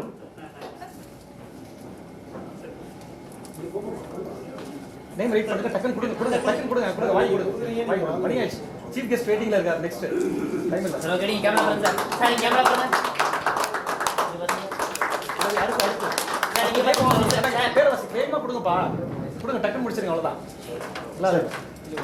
இல்ல டைம் இல்ல ப்ளீஸ். அவர் சீஃப் கெஸ்ட் வெயிட்டிங்ல இருக்கார். அடுத்து நடக்க இருக்கும் நிகழ்வினையும் நீங்கள் ஐவரும் கண்டிப்பாக ஆன்லைன்ல பார்க்கணும்னு நான் தாழ்மையுடன் கேட்டுக்கொள்கிறேன் மேம்.